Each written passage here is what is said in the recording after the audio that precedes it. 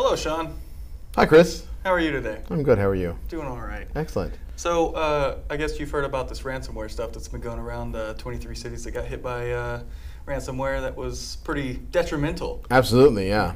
Okay, excellent. So, we'll talk about that today in Tech Tips. Definitely. What are some of your thoughts on that? What are your... I don't think it was a good thing, but I did overhear. So basically, this was 23 sites that were hacked into through their MSP. So basically, their MSP got hacked, their documentation server, or whatever they were using to hold documentation. And essentially, because of that information being obtained, they were able to get into all those systems for those 23 cities and put a ransomware virus on there, which essentially locks down files and encrypts them, and then basically says, hey, pay a ransom or you don't get your information back. Yeah. So I guess today we're really going to be talking about how to, what that means, how to prevent it, ways to recover, yeah, from if you do get affected by it. So just to kind of go back onto the article that we were mentioning earlier. Going through and reading some of the notes about the attack, they said it's one of the largest, or is the largest attack, concentrated attack. Yeah, coordinated. Concentrated attack from a single threat actor in the history of ransomware. Yes. So, which has been increasing ever since it first started a few years ago. So essentially, like we found that report that says it's increased by like 365% in just the last year. Right. So absolutely. it's a growing issue that we would like to make sure everybody is aware of, and make sure that everybody's prepared for if they do get hit by a ransomware attack, or kind of know ways to prevent themselves from getting hit by ransomware. Right. Definitely. And so with that, is there any other things we wanted to go over in that particular The only thing I'd really have to say to that would be that not only Texas has been hit by this, yes, this was the largest one, but several other cities, states, and businesses around the country, around the world have been hit by this. But this attack in Texas was one of those largest ones, so it does bring up that thought of, okay, hold on, this can get out of hand. This can get to a point where an entire city system essentially can go down, and so people weren't able to get their birth certificates, marriage certificates, pay their bills. I think water bills for one of the cities just started going out last week or something like that. Yeah. Right. Yeah. So yeah, it can cause a lot of pain and destruction, I guess, to cities, especially if cities are hacked. But not only cities, but your business or your home, those places get attacked as well. So absolutely, always stay cautious. And so, Sean, I guess what is ransomware? Since we're talking all about it. Right. So essentially, it's a form of malware that will, in most cases, infect multiple machines throughout the network, and then begin to encrypt files, and then demand a ransom. And so I guess those ransoms where they're demanding it, how does that normally come through? Is it kind of like typically through some sort of pop-up message on your screen, some sort of notification will come up on your screen or one of the screens for one of the infected machines, letting you know that you've been hit. And sometimes you can even see it in your file structure. You'll have random characters kind of throughout your files. So things will be renamed as well? Yeah, sometimes they'll rename or even encrypt the names of your files and things like that. So interesting. Yeah, it's a little spooky sometimes when you see those affected. For sure. Yeah, how they do it. So yeah, with that, Chris, can you tell me a little bit more about ransomware and some things that we've kind of found out going through our research? So we found out there's different types, different levels, and kind of want to go over a few of the more common ones. So just to name them off, we're not going to go into full detail on these. We can always provide links to learn about those in a little more detail. But you have your rapid ransomware, your Troldesh, Troldesh. So that's another one, and these are pretty much what have been defined within your antivirus program. So whenever you see these pop up saying, "Hey, this has been detected on your computer," kind of like you're used to seeing like a Trojan. If you have received one, these are what'll pop up instead. So you got Rapid, Troldesh, Gandcrab, Gandcrab, Ryuk. That was a big RY one. Yeah, UK, yeah, that's a huge one that just started coming out in August 2018. So definitely new, and we're still finding ways to prevent it and things like that. And that's kind of one of the bigger things on ransomware is there's not a definitive way to stop it from happening, but there are ways to prevent it from happening to your network because there's a lot of different means that they use to get in there. But other than Ryuk, there's CryptoLocker and WannaCry. And those are some of the biggest ones. Those are some of the largest, well-known ones. If you're starting to get into ransomware and things like that, they'll have probably a lot of the details on how they work and things like that. But yeah, pretty much going through that list, those are kind of like the number one well-known ones. There are many others out there. Being well-versed as an IT person would be probably the best thing you could do to prevent seeing these problems actually infecting your networks that y'all are maintaining. But essentially, these are just a few of them. There are others as well. Right. So other than that, Sean, how's it contracted? Like, how do you get ransomware? So there's a lot of different ways, right? There's malicious email links. There's exploit kits. Malicious attachments in your emails, malicious downloaded files and folders and things like that. There's a lot of different ways that you can contract those pieces of software, but typically it's going to be from either some form of phishing or spam email attempt, or someone that's able to break in and access your network and then leave those files behind. Definitely, yeah. So there's a couple different ways that they can get in to leave that. So one thing we did notice, and just to kind of backtrack just a little bit, is that over the last year, not only have we seen an increase in attempts, but we've also seen an increase at targeting businesses. Oh yeah, that's right. Yeah, I remember that report. Yeah, so essentially it pretty much showed the graph of time where basically consumer grade computers are being less and less attacked and more along the lines of a full-fledged business are being attacked, but I would assume that's more because they're able to possibly get more money out of that. You know, you go call little Susie sitting in her computer and she's 87 years old, gets a little pop-up, of course she's going to pay $50 to try and get her backups or get her information back, even though it may not be super important, but a little $50 ding compared to being able to ask a corporation for thousands or millions even.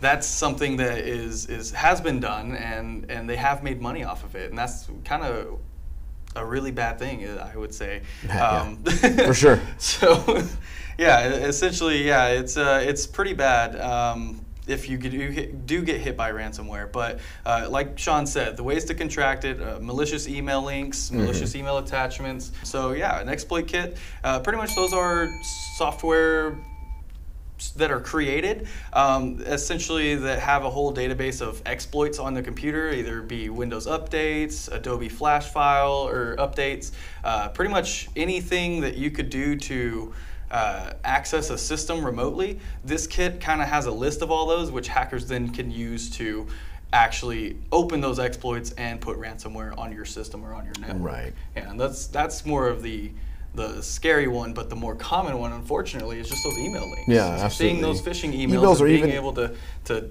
stop yourself from clicking that is going to prevent so many problems for the company or even your household. And it may not even be links from emails too. It can be links from pop-ups and malicious websites and things like that. On websites, as well. yeah, that's true. So that's something to be wary of. And if if you're interested in more information on that kind of thing, we have a video on safe browsing that will eventually. I think it's coming out in the future, I believe. Yeah. That you'll be able to watch. For our video editors to decide. Yeah, absolutely. But there will be a video. So, so with that, kind of going over how you are infected, how do we prevent it is the next question, Chris. Okay. Well, I mean, to prevent, I would suggest start at the baseline, get a firewall in place, prevent unnecessary traffic from entering your system. Pretty much, if you can, get a full-fledged view of all traffic. If you're really trying to stop it, and stop any traffic that's going through any ports that are not being utilized by your company or by your home or anything like that. So that would be your first step. Things like web and email filters, those are also very handy to have. Right. The email filters will stop that spam or phishing email from coming through, so you don't even have the potential of at least lessen it. Or lessen it, yeah. Definitely, it's never 100%. Yeah. Because all the hackers find a new way to get something through. Infected. Right. So so then there's also the web filters, which will stop you from clicking that bad link or stop that bad link from actually taking you to the malicious website. Or even stopping you from going to a website that has that bad link on it. Yeah, they do stop a lot of that. They have a lot of good predefined things, and I think we actually do have some information on web and email filters. And another video as well. Definitely. So that'll be something you can check out for sure. Yep. Other than that, you should definitely back up your systems as like the #1 way of recovering or preventing having a concern for this. If you have good backups, then essentially your entire network could get hit by ransomware. Right. You get some good clean equipment there, restore that backup to it, and it should be pretty. You'll be back to square one, or you'll be missing maybe a day or a week, dependent on your backup schedule that you have set. And that's locally and in the cloud too. And then we'll get into the backup portion of that a little bit later on in our video, kind of describing what is a good backup. Definitely, yeah. Versus what is not a good backup. We'll let y'all know what a good backup solution is, rather than just saying, hey, you need to back up your stuff. What does that mean? What does it mean to have a good backup versus a bad backup? So we'll hit on that here in a little bit. So other than that, segment off your network. So basically, don't use the same password for any different service that you use. Every password should be different and secure, and a strong password. Yeah, strong, secure password. So that was another one, was enforce strong passwords. Yeah. So as the IT person, you should be sure to make sure everybody's using a strong password. You don't have to know everybody's password, but if you find out someone's got a password that's like P@SSWORD. Yeah, which is very common. Which is one of the first things hackers use to get into a system. It's one of the lists of, hey, this automatically is tried, and if it works successfully, then there you go. You've now entered the system and have ransomware. Yeah. But segment off your network by doing that. You can set up VLANs. Right. You could even have a server set up per service with different credentials. So if you had different services that ran through maybe different providers and wasn't like AD integrated, you could definitely have a different server with a different login for that person to access it. That way, if someone gets their credentials to, say, log into their emails or something like that, and it may give them some extra access to the system, it won't give them access to that secondary system that company uses. So that's definitely a really strong one to use. Let me see where I'm at, actually. You have something to say. Separate your guest network access as well. That way, any potential guests that come into your office that may be out on the web viewing something, going to a malicious website, clicking on an email that they receive in their system, it could potentially daisy chain and go back into your system. So if you have a good segmented guest network, that should not affect anything into your network, right? Yes. So if you segment that guest network to only have access to the internet and no internal access. It's true. And I think the last thing we really have on that is VPN for remote access. Oh yeah. So your virtual private network of hey, I've connected directly to the system and all information's encrypted going to and from. That's going to be a very secure way to prevent yourself from having like a middleman attack or anything like that to input that ransomware into your network and things like that. Absolutely. So definitely helpful. Another couple of tips that we have, locking down access. So using group policy to block files from being executed and to show the executable extensions. That way you'll know what file, you won't be tricked into opening a .exe or some sort of malicious file that did get on your machine. And also, usually that's done through GPO, right? Yeah, group policy, yeah. So essentially with that, you should also be able to set up some kind of UAC prompt for any kind of program that runs. Absolutely. That way they have to call IT to say, hey, I'm running this program and it's asking for admin privileges.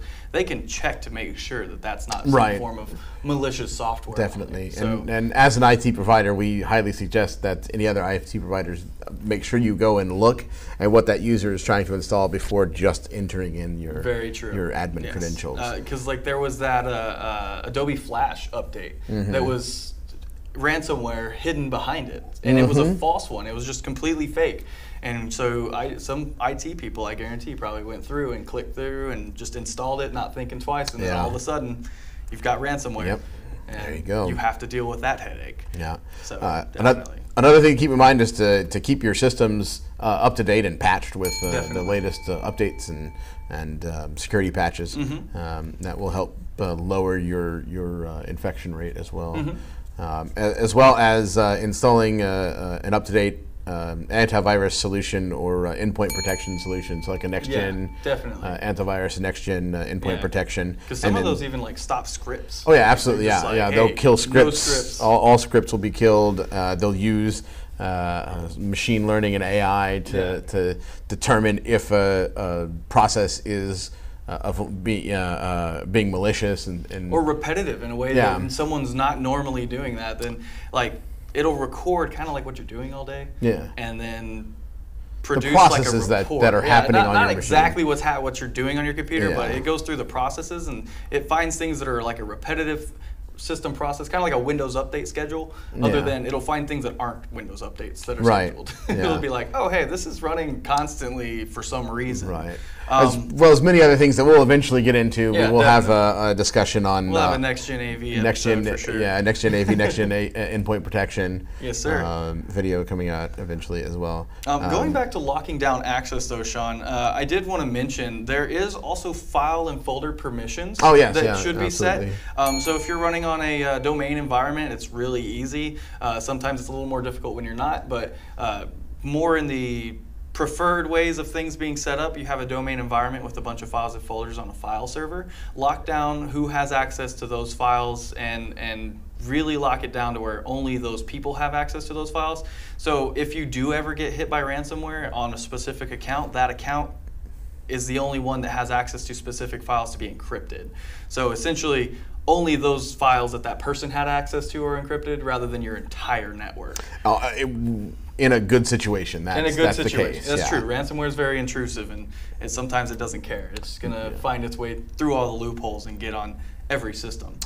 Another point to make here is also it's training your employees to know what to look for with whether it be teaching them safe browsing habits and what to look out for spam emails, what to look out for general pop-ups and malicious websites, malicious email attempts, things like that. To be able to recognize a phishing email, that would be one of the most important things. Is those emails that come in, we get them constantly saying, "Hey, is this spam? Is this phishing?" And honestly, 99% of the ones they send us are. Because it's just, we can look at it as IT people and tell, but for them, they are unaware because they don't have the training or the habitual view of, hey, here's a malicious email constantly. Like, I don't know how many I click through every day, probably 30 or so for myself. And that's after things have been blocked through the spam filter. Right. So, I mean, there's always the potential, but making sure that your employees are educated is definitely a high priority, should be a high priority on your network or your business. And worst comes to worst, if anyone ever has questions on that, reach out to your IT department, reach out to the person who that malicious email or that spam email or that phishing email came from and ask them, double check, verify.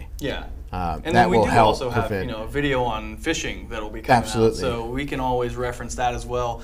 Pretty much goes over everything phishing related. We'll even probably include some images on what a phishing email looks like, so y'all be a little more well versed.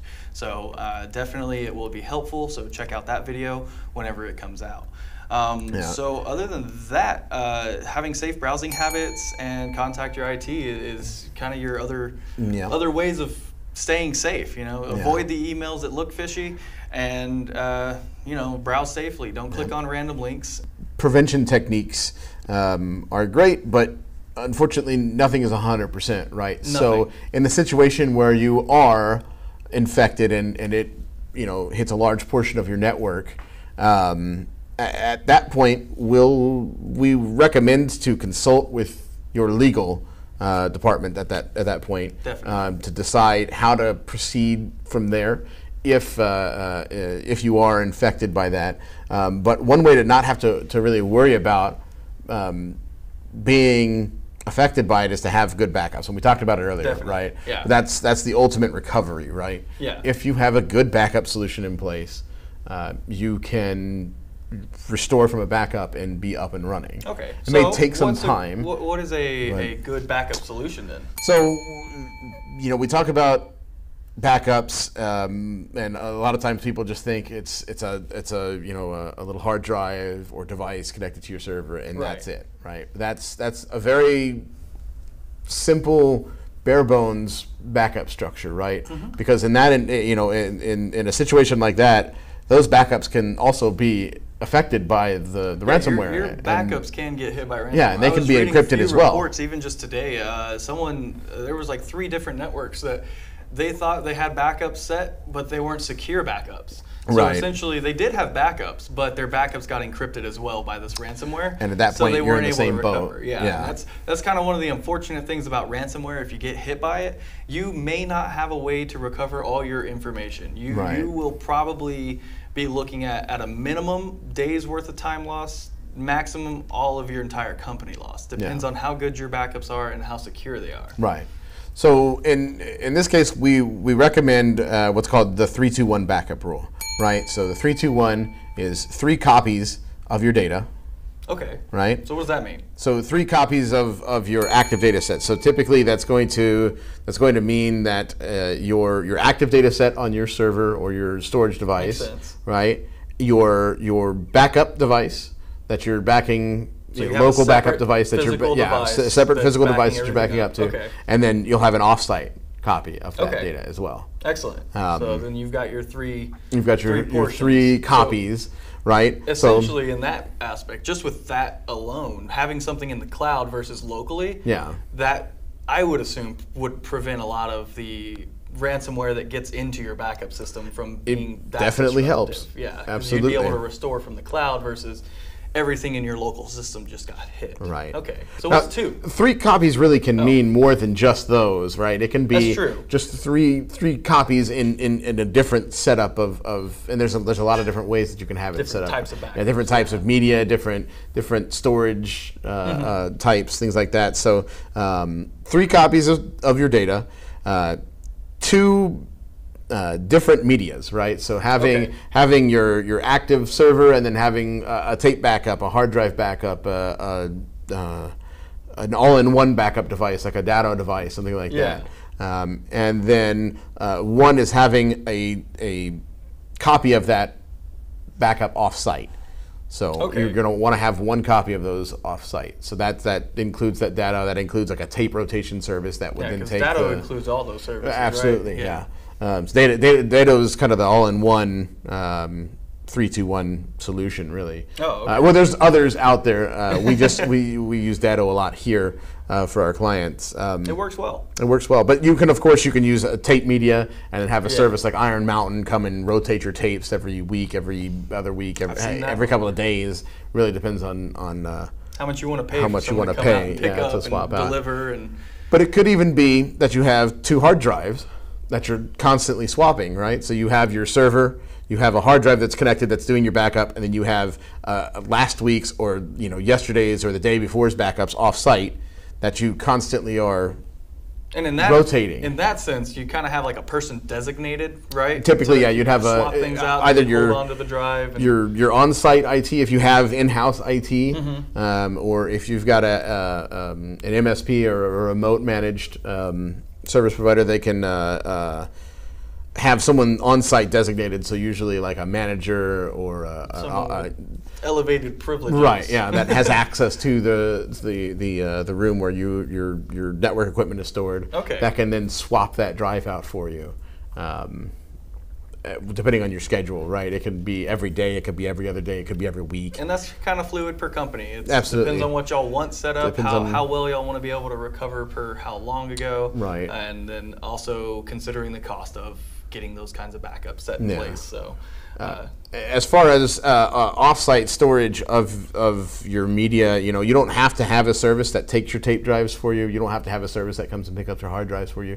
You can do it yourself. It can be as simple as taking it home. Yeah, put it in a lockbox, take it home. Yeah, put it in a lockbox, or if you've got a safe at home, you can store it in the safe. Definitely. You could also go to, there are many companies that offer secure lockboxes at a location as well, so you could take your tapes or your hard drives off-site and store them there as well.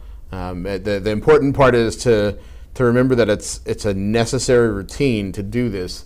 That way, if you are ever, not only is it good for ransomware, and if you're infected by something that's encrypting your data, you need to recover, it'd be super handy to have. Say there's a catastrophic failure of your storage.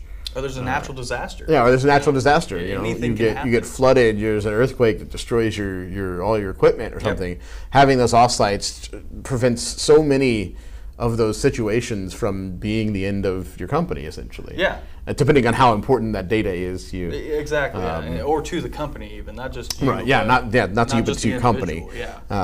So yeah, that's really the big key to recovering from those. To have that backup. So now whenever we do recover, I would suggest you install that or recover to a clean environment. Absolutely. So if your server got hit by ransomware, ensure that is either completely cleaned up, you've reinstalled the operating system, or replaced the thing and then reload it in. Yeah, definitely reinstalling, wiping the old system clean and reinstalling. I know it sounds like a pain, but I mean, there's nothing like thinking that you've recovered, only come to find out that you got hit again. And then that backup, that offsite backup, you're saying you're using a hard drive as an offsite backup. You brought that in, you connected it, you're doing the restore. All of a sudden, it encrypts that backup, and now you're in the same position that you would be before. So, ensuring that you're restoring to a clean environment is also very, very important. Yes. So. Indeed. But yeah, with that, I think we've kind of just covered the basics of ransomware. Yeah. Obviously, there's a lot more information out there to go over. Definitely. You I have can too many links. Yeah, there's definitely plenty of websites you can go to look for more information on what different types of ransomware are out there, and so we can provide those links to you guys in the description below and in the annotations and things like that. So, but with that, I think we've pretty much gone over just the basics of how to prevent and recover. Hopefully you're able to walk away with a little bit more knowledge of how to stay protected and safe, things that you may have not thought of to make sure that you don't get hit by ransomware, or how to recover from ransomware if you do get hit. So having all that knowledge is definitely something I would say is hopefully what we've helped y'all walk away with today. Absolutely. And if you are concerned that your backups or your prevention is not where it should be, we're definitely available for a consultation. Most certainly. Which you can definitely reach out to our website, neoRhino.com. Which has all of our contact information on it, which you can reach out to one of our sales associates, and we can set something up for you to come out and take a look at what's in place and offer a solution to get you where you'd like to be, essentially. Most certainly. So with that, if you guys have any questions or comments, feel free to leave them in the comment section below, or head to our website, neoRhino.com/techtips. Yes. And so yeah, with that, thank you all for joining us for another episode of Tech Tips. My name is Sean Roop. And I'm Chris Tripp. Have a good one. Bye.